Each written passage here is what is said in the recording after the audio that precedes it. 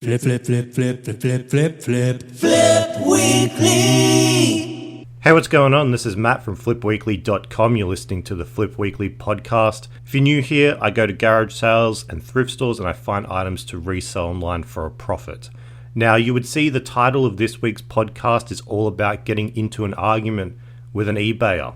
This is somebody that has come to my listing and has asked for what is essentially a handout. Now, I'm going to spoil a few things. I found a Sony VHS player in a Savers thrift store.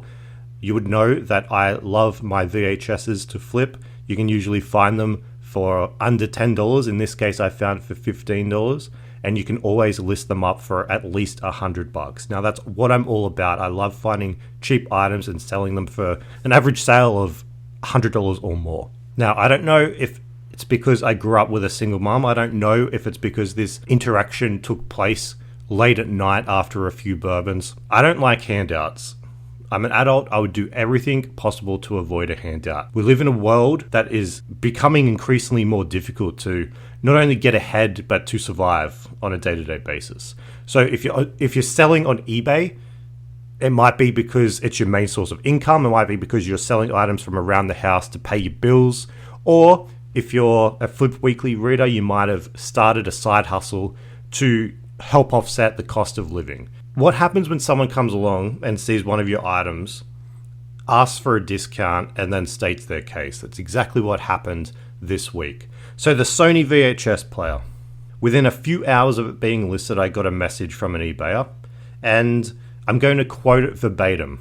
Quote, $50 for disabled pensioner. I gave new one in box later model Sony VHS last year to Vinny's. Wish I now kept it, John. I'm making a few assumptions here. I'm assuming John is sitting in his multi-million-dollar house after reaping the benefits of previous governments and is now asking for $50 for an item that's priced up at $120. He's also mentioned he's disabled. He's also mentioned he's a pensioner, and he's also mentioned that he's a charitable guy because he's given his last one to Vinny's. Look, I myself make charitable donations. I empty out my wallet if I see someone approaching me in public asking for a handout. You know, if you go to Savers Hoxton Park, Savers Preston, there's always that one guy that's coming to clean your windshield as you're approaching to turn back onto the road to Liverpool. I'm always winding down my window, giving some money, but the light's always too quick for my windshield to get clean. So when I receive a message like this on eBay, I don't know, it doesn't sit right with me. So the eBay user John, not going to say his username, sent through that message. He's asking for $50 for a $120 item. It's a poorly written message, and he's making insinuations about himself. Now, he's allowed to do this, right? You're allowed to make an offer on an item. But I don't agree with this sort of charity. And especially when I look on his profile and I can see he is selling items that are worth over $10,000. Now he goes on to say, and I quote, I got class 4 chronic heart disease, my friend. I'm not a tight person. I every few months give good quality items from my home to Vinny's, as many Australians struggling to live out here. Now this sort of entitlement has triggered something within me. I replied with something I maybe shouldn't have, but it is the truth. I'm selling a VHS player. I'm not offering food or a place to sleep, and your health problems are irrelevant. I mean, I have these sort of conversations with friends all the time who are working in, customer-facing roles. They're abused on their phones. They're behind the counter, getting constantly demeaned, forced to be friendly and politically correct because, the customer is always right. But I refuse with the niceties when it comes to entitlement. So I replied to this guy, why should I care about your health conditions, John? I was at 12:02 a.m., but to be frank, I do not give a fuck. John has replied to me almost instantly saying, wow, you got bad attitude. Good night, mister. And I just replied to John saying, stop trying to get things cheaper by playing the disabled pensioner card. I don't know if these insinuations about himself are correct. He might be a disabled pensioner. He might have given away a VHS player to Vinny's recently. I don't know. It's impossible to tell. I'm going to say no. I'm going to say that everything he has said is a lie.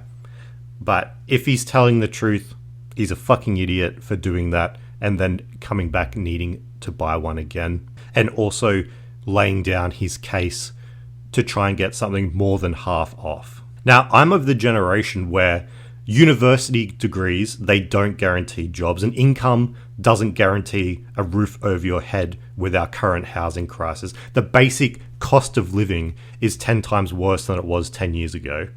And the future, I mean, some would describe as being quite bleak, right? So can you get a VHS player with a $70 discount and a sob story? I'm sorry, no, you can't.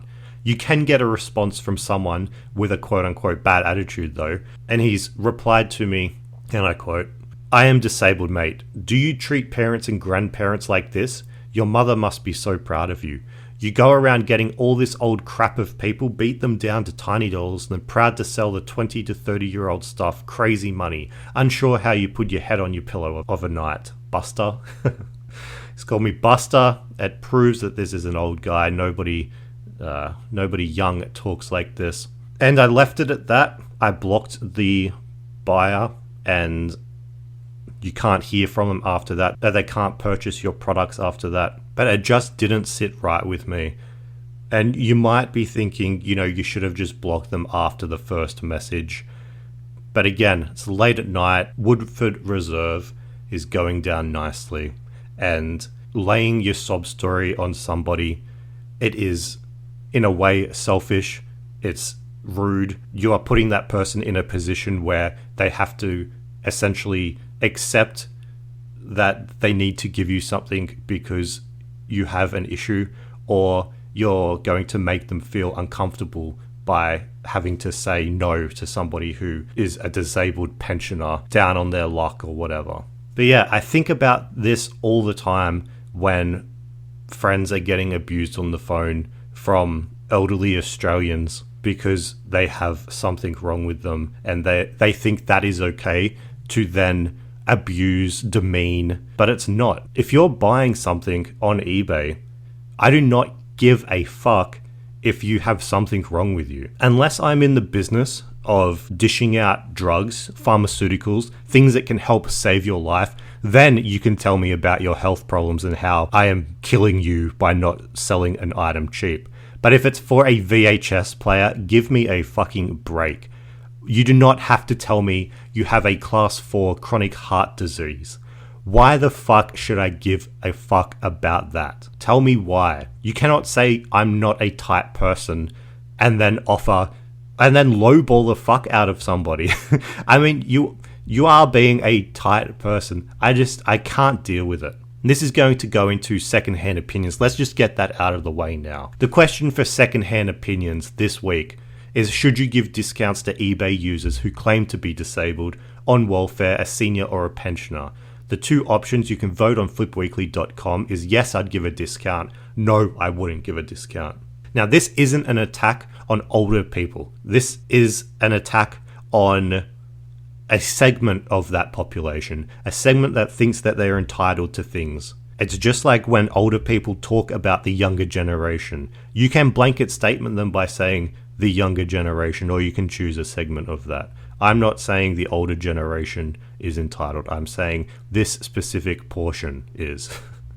So don't come at me if you think that I'm attacking old fucks. I'm not. But with that said, with that venom out of my mouth, it's gone. We need to be a bit more positive because, to be honest, this week has been really good for both sales and for finds in the thrift store. So let's take a quick break. I'm going to pause this recording and come back with a smile on my face, and we're going to get straight into what I bought this week. And there are some insane finds. All right, thanks to the power of editing, I am back, and we are here with some crazy finds. Now, the first item, it's something that made me conflicted. Now, I've said before that I hate this category, but I think what happens when an unstoppable force meets an immovable object. But in this case, it's what happens when I come across an ultra rare high value item, but it's a goddamn puzzle. That's right, at a Savers thrift store, I found a set of puzzles. Now, these aren't your ordinary puzzles, no. These are beaten up, they're dirty, They look like fucking baked bean tin cans. They're from the 80s. However, I guarantee they will sell quickly. Let me tell you why. They are foot rot flats puzzles. Jigsaw puzzles. The comic book that I told you about before, where if you find all 27 issues, they can sell for over $1,000. Yes, they also made puzzles. They make other merchandise, and collectors fucking love them. So yes, this comic made puzzles, and they sold them in these tin cans. I'm not joking. The bottom of them is literally like fucking tin, like rusted old tin. They look like paint tins. And I swear, I think somebody stored these in their garage, like right next to the paint tins. Neither were in the best condition. I found 3. One of them was caked in dirt, and the other had its lid caved in. But both seemed to be fully sealed. They had plastic around them. The third one, it was in even worse condition. It looked like something had dropped onto it, and the side was all caved in. But they were listed in Savers for $5.99 each, and we do not have a single active listing on eBay at the time. But if we check out the sold listings, we have 5. And you know what? Most of them are on bid. And the bids, there's like 32 bids on one of these. They all sell for around the $100 mark, if not a bit more. This one was $105 with 32 bids plus $14 postage. Now, if you're not familiar with foot rot flats, jump onto Google, give it a search. It's a New Zealand-based comic. It has a dog in it. I don't really know the theme of these comics, but yeah, they're really collectible. If you find them in thrift stores in the comic book section, you can sell them for big money if you find later issues. I'm sure if you follow resellers online, you would have seen them come across this, especially within Australia and New Zealand. But yes, they make merchandise. I mean, you can look on sold listings for foot rot flats and find a sold coffee mug for $150. So it's something you need to familiarize yourself with. I found them in the toy section of the Savers, not in the puzzle section. I don't know why. And I was just immediately able to spot them. I found the foot rot flats logo, sort of like a bubble font, and I knew that these were going to be good. So we have the sold comps at around $100 each. I'm thinking like, yes, we can sell these, and we can sell these for good money, because one of them, well, I mean, all of them were technically factory sealed, except I would say only one of them would pass the test. The other 2 were just in too bad a condition to say that they were like factory sealed. There was like a gap that maybe puzzle pieces could have came out, so I would only list one as factory sealed. Now, that's what we're going to have to do, because we do not want to flood the market all of a sudden with 3 jigsaw puzzles that had never come up before. We need to play this smart. So here's what we do. And this is a lesson to you as well if you ever find rare items and you don't want to list them all up at once, because you might flood the market, drive the price down. You're doing more harm to yourself than good. So I'm going to be starting with the fully sealed puzzle first. I'm going to put it up with a buy it now price of $200. Now, from what's available with eBay data, none have sold for that amount in the past. But there's no active listings, and with the last one receiving a lot of bids and a sale price of just over $100, we're going to take a shot. And I truly do believe that the first is going to sell for $200, or at least close to it. So that is going to put me in the profit already. And then what we're going to do is we're going to list up the other 2 together in an auction with a 99-cent starting bid. And just for fun, because we're already in the profit, just for fun, we're going to see what that gets up to. I'm going to include postage, so it's going to be completely free postage. 99 cents. If there's only one bid, it will sell for $1. But I want to see what that goes for. So stay tuned to the newsletter, to social media, and to this podcast. As soon as that first one is sold for $200 or close to it, I have the draft listing ready to go, and I'm going to put it up 99 cents. I mean, if you're a foot rot flats collector and you're listening to this, you might be able to get yourself a deal. I think the most difficult question though would be, if I found these open, would I have bought them? Because they're 500-piece jigsaw puzzles, and do I really want to count 500 pieces only to come up one short? Basically, again, because I've done that before.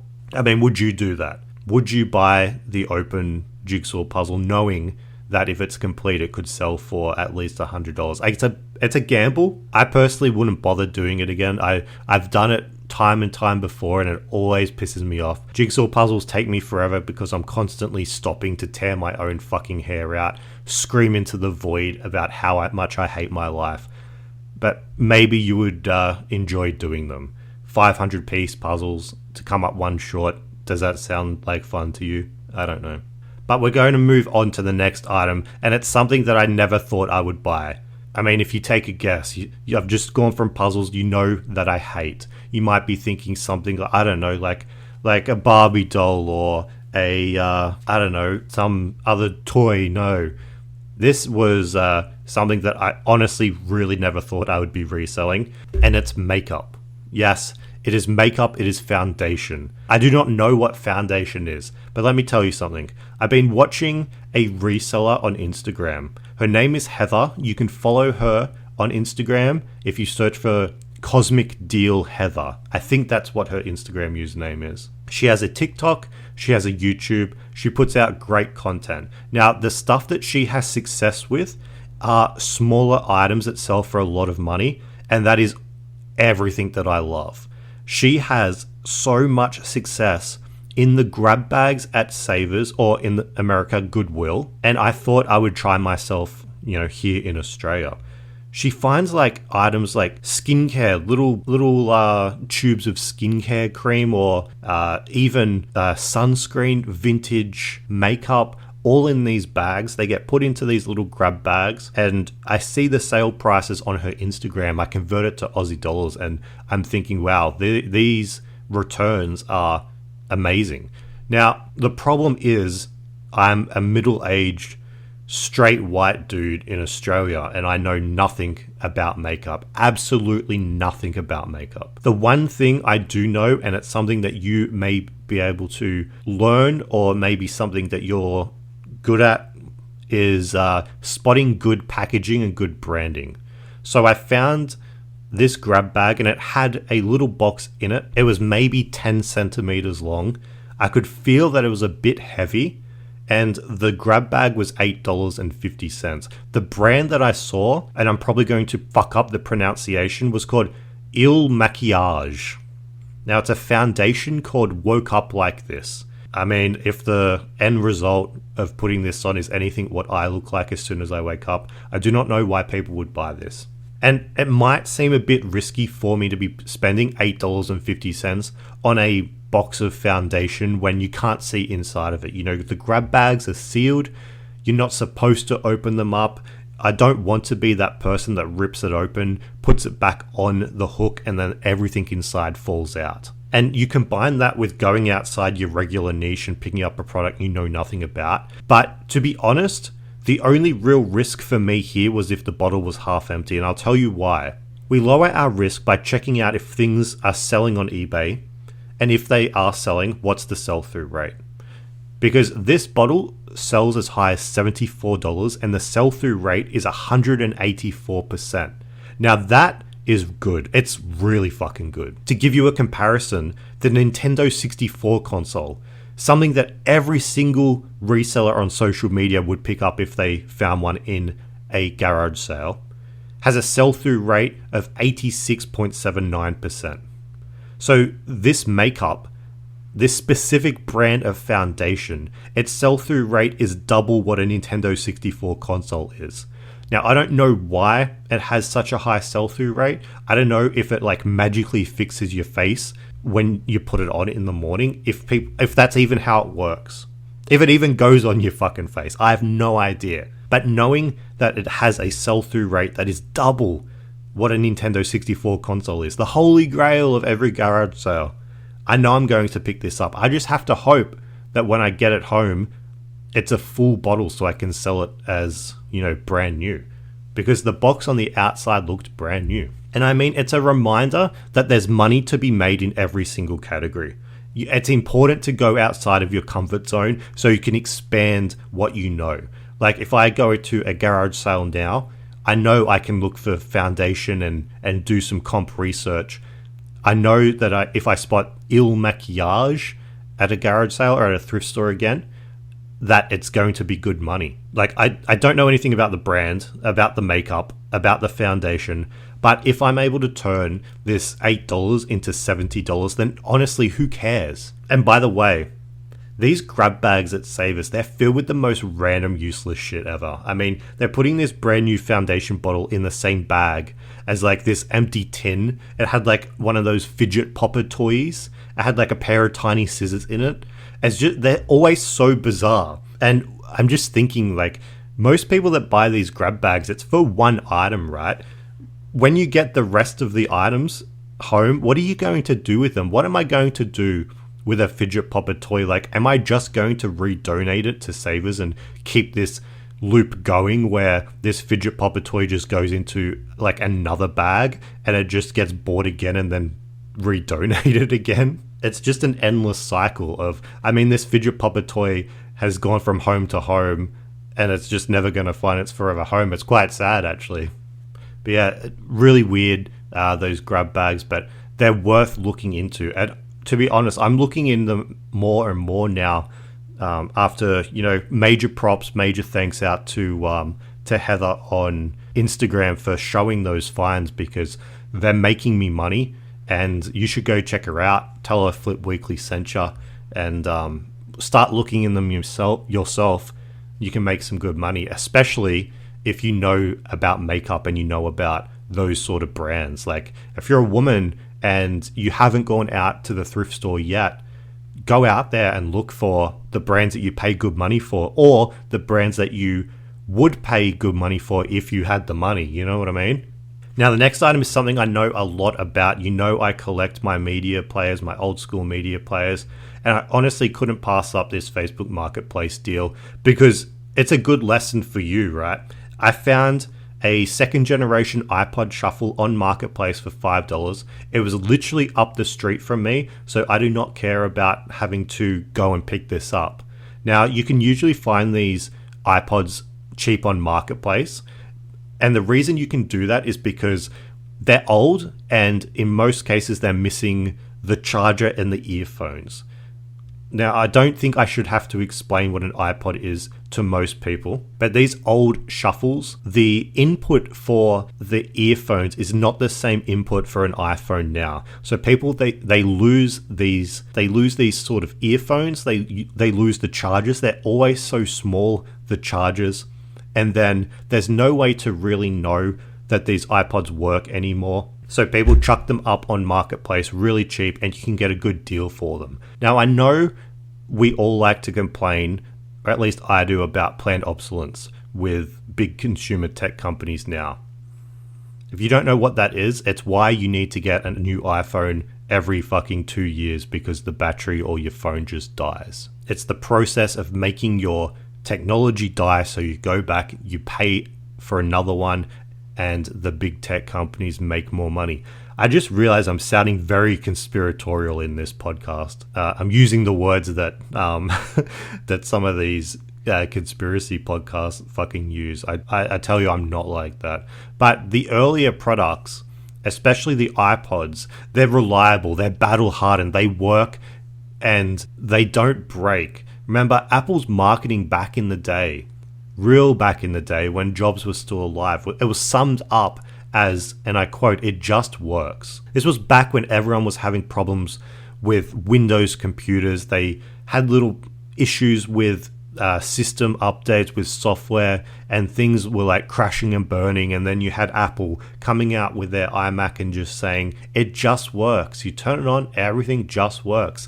So they sort of bled into the iPods, and the iPods just work too. I wasn't hesitant to pull out some gold coins to buy this for $5, because I know that when I get it home and I use the chargers and the earphones that I have laying around, that it's just going to work. And what do you know? It works fine. There's no issues whatsoever. It's a lime green iPod, and you can usually sell these for about $50, if not a tiny bit more, if you pair them with a charger, earphones, and if they're specifically like a rarer color. Lime green is sort of rare. I mean, not so much rare, but you don't find it as much out in the wild or on eBay for that matter. So when you buy this, you might be contemplating just immediately listing it up by itself.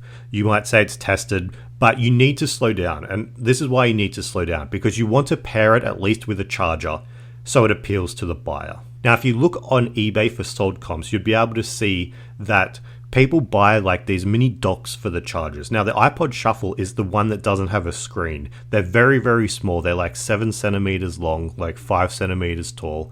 They have a couple of buttons for like next song, back, play, whatever. So they sit on these docks, but these docks, they're not special. They're not official Apple products. These docks you can buy on AliExpress for like $1.50. AliExpress is just like eBay, but it's China based, and you're buying in most cases directly from the factory. Now, when you're buying from a website like that, it's going to take a bit longer to arrive to you because you're buying from China. But there is no reason why you can't spend a couple of bucks on these chargers, have it sent to you, and then you can list it up with the charger, with the earphones, and you can command a higher price because the buyer doesn't have to do anything else except put their music on the iPod. So yes, all you need to do is practice something that many people no longer have, and that is patience. So once it arrives, make sure the cables work. You need to do that. List it on eBay, and you're ready to turn your what is now like a $7 iPod into $50 or more. Now, just a quick tip for you is that when you're buying cables, do like the tiniest bit of research and look for the specific cable type. So a lot of sellers would put a premium on items if it's listed as what it does versus what it is. For example, if you searched for iPod Shuffle second generation charger, you're going to get a premium listing. But if you search for its proper name, which is a USB to 3.5 millimeter cable, you're going to get it cheaper. They do this because these listings are generally visited by less informed consumers, and they're more likely to pay more for a specific use cable. So do your research. Oh my God, now this is sounding very conspiracy. Do your research. No, but do the tiniest bit of research and look for the specific type of cable. Now, do that for cables in general. Don't buy like a Sony PlayStation 2 charger. No, look for this actual cable name. Look at what it does, and you're going to be able to find it much, much cheaper. So these next two items that I found, they're brand new and sealed, and it's not something you see in thrift stores all the time. Brand new and sealed video games and accessories found in the board game section. So I was surprised that I was able to find these, because in most cases, the expensive stuff, it's placed inside and it's marked up. So I was really surprised to like see it out the back right near the exit. Now, the two packs that I found, they were a Wii U Skylanders Supercharger starter pack, and the other one was a PlayStation 4 Disney Infinity Star Wars starter pack. You would be familiar with these packs if you're a video game reseller or you've sold video games in the past. I'm sure you've seen Skylanders figures in the thrift store before. They're always priced up. They're little figures that you put on top of like a base, and you have that character then in the game. So there was two of these. They were brand new and sealed, like I said, but I had to pay up just a tiny bit. One was $35 and the other was $20. Now, we know, because we're avid listeners of the Flip Weekly podcast, we know that thrift stores don't price if something is sealed. They don't take into account the pre-owned versus sealed. So if we look at comps, for example, for this Skylanders pack, pre-owned sold comps $42, brand new and sealed $150. So we know that we'd be able to get the $150. The thrift store probably priced it based on that $42. So I'm not going to spend too much time on this. You can see the photos on Flip Weekly, but the bought price for Wii U, $35, the listed price, $135. So there'll be, after eBay fees, $62 profit. The PlayStation 4 Disney Infinity Star Wars pack, Bought price was $20, listed price was $129, the profit $73.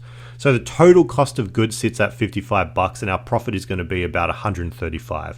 Now we know with video games they sell quickly, especially when they're brand new and sealed. So this is not a risky purchase. It's going to go out the door and it'll go out the door quickly. But the thing to remember, the thing to put in your brain is that there's a huge difference between pre-owned and opened and brand new and sealed. We know that, thrift stores don't know that, so that's how you can get an advantage. Do it with video games too, and any accessories. I've had luck before when I found a PlayStation 2 remote, just a simple remote. I think I bought it for like $5. You can buy them opened for like $20 on eBay, but brand new and sealed, you can get $100 for it. I've had that before. It's like the first ever remote I've ever sold. So just know, brand new and sealed video games sell for more. Now the next item, it wouldn't be an issue of Flip Weekly or a podcast episode without a VCR flip. Now I told you about it at the beginning of this podcast, what happened. I found the Sony player for $15 in a Savers. It didn't come with any of those cables, the RCA cables, the AV cables, whatever you want to call it. Sort of makes me a bit hesitant to purchase because the thrift store isn't going to be testing that out. If it gets a picture, they're going to turn it on, see that it gets power and sell it like that. But I brought it home and gave it a test and it worked without any problems. And the specific model, it didn't have any active or sold comps, so I just whacked it up for that $120 plus post. I was going to do $150 with free post, which is usually what I do, but this unit, it was significantly larger than others that I've sold. So putting it for $150 with free shipping, it's like playing Russian roulette with that shipping charge. I just wasn't going to do that. And that this sold within 24 hours. So it was a good idea to do that. But the other thing is, it didn't come with those cables, like I said. Now, I usually have them laying around, but you can get them on eBay or Amazon. You can get them next day. They come pretty cheap. But this is a lesson for me too. Don't underestimate those junky places, those junky sections in Vinnie's thrift stores. The stuff where they import their own shit and they start selling them. I mean, you can't find, in most cases, anything worth reselling there. But I was able to find, for $4, these 14K gold-plated audio cables. I don't know if they're gold-plated or not, but for $4, it's cheaper than what it would cost to buy them on eBay, and it was quicker. And they were brand new too. So, funnily enough, they work perfectly, and they helped me sell this $15 like VCR unit for $120. But yeah, I'm not going to spend too much time on this. You know about VCRs. I don't have to drill into you enough. I don't have to drill into you anymore about buying these things. But just know that if I find them, I'm going to pick them up because they sell really quickly. Like I said, this one sold within a day. And I find them fun to buy too because I always chuck in like a different VHS into the player, and I don't know, it gives me like a hit of nostalgia. Now the next item, you might be getting sick of Pokemon content, but you should not get sick of reselling that content. I came across these 2 Pokemon DVD bundles, right? Now I'm not talking about like 15 different DVD cases in the DVD section. No, these were placed alongside the jigsaw puzzles, and one of them was sealed, the other one wasn't. I took them both down and they look like giant Pokemon Pokedexes. Now, the Pokemon Pokedex is the device used within Pokemon, within the Pokemon universe to identify Pokemon. So I had no idea really what they were until I opened them up. Picture a standard sized board game. That's what these looked like. And then picture like a Pokedex. That's what the branding, that's what everything looked like. So the one that was sealed, it actually told me a bit about what the item was. And it was a collector's Pokedex book, limited edition. It had 18 discs inside, and it had every single episode from a specific series of Pokemon. It also had detailed maps, it had information, it had Pokemon stats and character profiles, all that sort of stuff. So it's basically episodes of Pokemon on DVD in a cool sort of hardcover case. That's really all it is. One of them had 18 discs, the other one had 22 discs. So common sense told me that they would be worth more than the $15 stickers that they had on them, especially with one that was sealed. and the fact that they came out in 2011. These look really cool. If you want to check them out, go onto the Flip Weekly newsletter. I'm sure these are going to sell. I'm sure they're going to sell quickly. I think I priced these up at around the $120 mark. I think the sealed one might have been $150. But yeah, $15 into at least $100 for both of these. They're going to be really good. And like I said, the board game and jigsaw puzzle to me is always exciting because I like to see what mistakenly gets put there. And in this case, a 2011 limited edition Pokédex book. Like, this is just so cool, right? Now, let's quickly get through the rest here. The next is a dinosaur category. Now, last week I said that I was writing Savers off there. Savers has actually been really good lately. The dinosaur category, specifically Jurassic World and Jurassic Park, it's really good to buy into. And this week I was lucky enough to stumble across what is a dinosaur hand puppet. Now, the character is the character Blue from the Jurassic World franchise. It was one of the main raptor characters in the very first reboot of the Jurassic World. And these hand puppets, they were made for kids. I'm guessing they were made for kids because I really struggled to get my hand in it. But your arm goes into like this ranger's glove, like this ranger's protective glove that the characters use when they're handling baby raptors on the movie. And it looks like you're holding the baby dinosaur. So inside of the glove, there's like this joystick trigger system, and it operates the eyes, it operates the mouth and the neck, and it has a battery pack installed so it makes noises and sound effects too. It's really cool. Like, it is honestly, it's genuinely pretty cool. The eyes blink, the mouth opens and shuts, and you can also sort of like push the joystick forward, and the raptor like moves its neck forwards and backwards, like almost as if it's like lunging at you. And the thing is, like, when you're wearing this glove, it legitimately looks real. Like, this is like a life-sized baby raptor. So it was funny just walking to the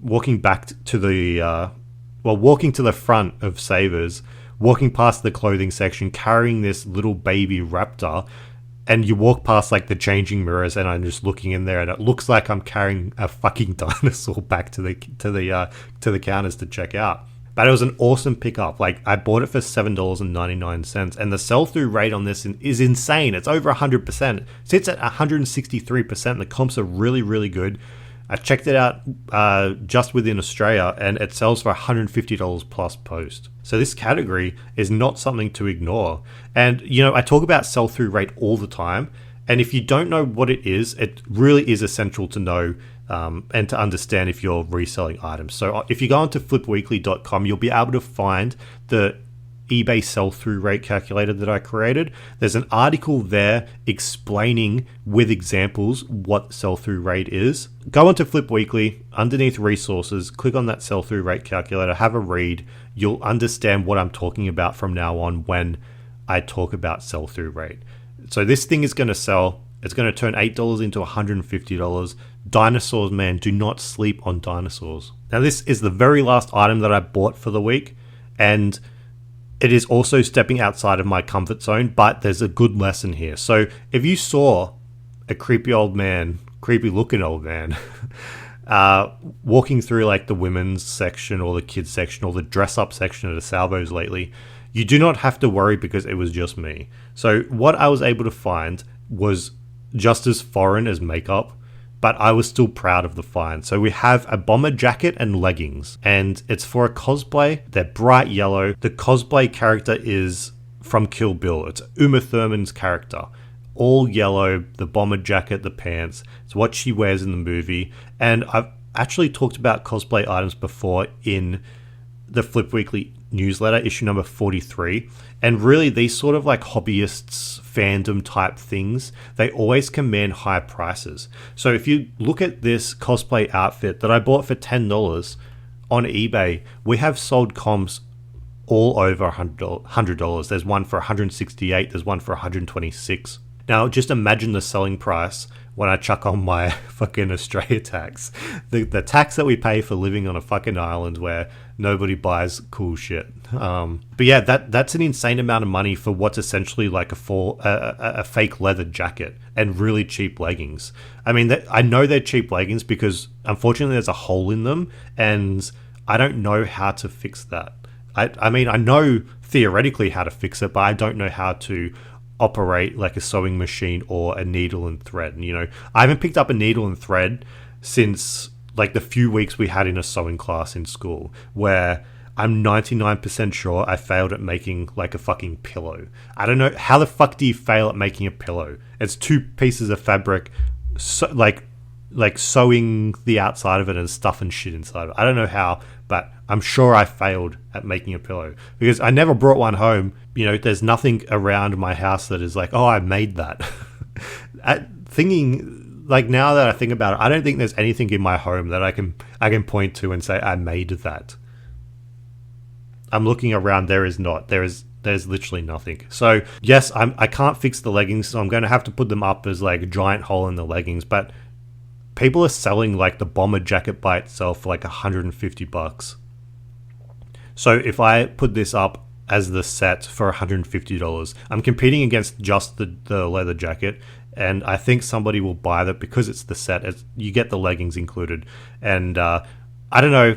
I think these cosplayers, they're quite talented. A lot of them make their own costumes, and they're into sewing, and they're into like this sort of arts and crafts shit. So I'm sure somebody will be able to fix this. Whoever buys it, they're probably just going to get like yellow thread and stitch it back up. Like, it's one step too many for me. So yeah, I'm gonna make easily over $100 on this. When I talk about this item, this should pique your interest in costumes, in cosplay. There are specific sections of thrift stores where you find all of the costumes, so you should be visiting that section and looking for potential gold mines. Like, not the really cheap shit, not like the Batman outfits that you put it on and you look fucking stupid. I'm talking about things that are just a tiny bit higher quality. So, and if you score something like this, it'll be 100% worth it. I mean, they don't usually have that many costumes, so you're going to be spending, like 60 seconds on it. Ignore the tatty shit, ignore those worthless superhero costumes.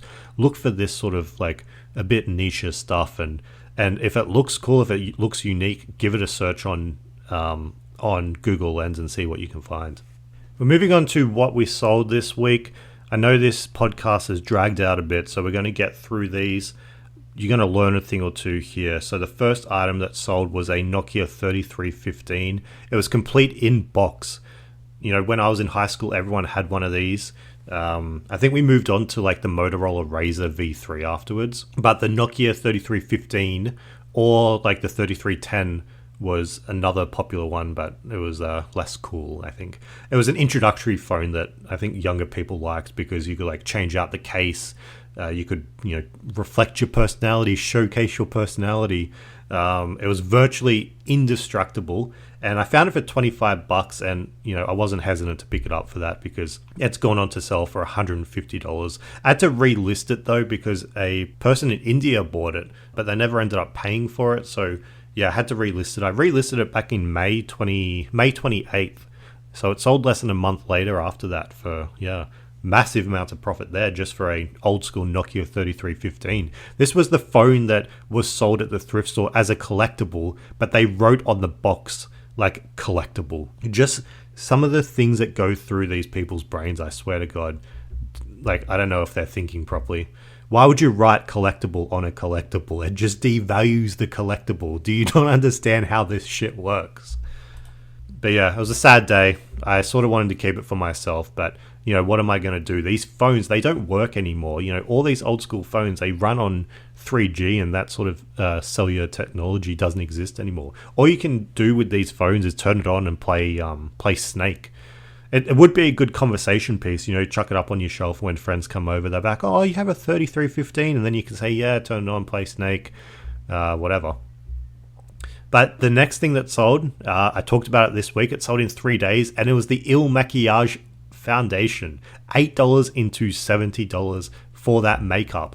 And I mean, am I really going to be doing a deep dive into makeup now? Like, it's sold in 3 days, $8 into $70, and the foundation, it's like so small that it's not even going to be hard to ship. Chuck some bubble wrap, put it in like one of those prepaid satchels, and it's off. Like, it's easy. You don't have to make up like your own little box like you do with the VHS players. Like, it's always so fucking annoying having to make your own boxes, but this small shit, like, Does all makeup sell like this? Did I just get lucky and find like the one piece of makeup that sells quickly? Piece of makeup. If you have any insights into this category whatsoever, please hit me up. Again, this is your reminder to be looking in those grab bags for items like this. High value items that are small, that fit into, the grab bags are what I'll be looking for from now on. And if I have to become an expert in makeup, I'll fucking become an expert in makeup, right? Like I said, the VHS player, it sold. It was 15 into 120 plus postage. Made my own box for it. It was actually sold in less than 48 hours. I said before it sold in 24 hours. But yeah, I had to deal with that entitled buyer. I might have made like a bigger deal out of, what should have been just like a block and move on, but yeah, it triggered something in me. So we're not going to get back into that because we're going to be positive and we're going to be happy. And we're going to be happy because the next item was 12 into $100, and it was a Jurassic World Legacy Collection pack of toys. Now, I picked this up maybe like 3 weeks ago. It had a 21-day sell-through rate, 12 into 100. It's off to the UK, so they had to spend an extra like $50 or $60 just on shipping.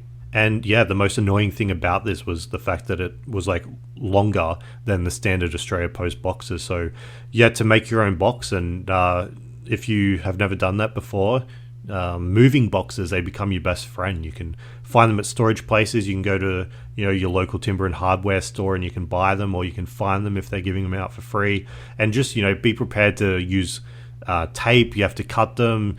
Use your fucking arms and legs too, and the end result is what resellers call a Frankenbox, after Frankenstein.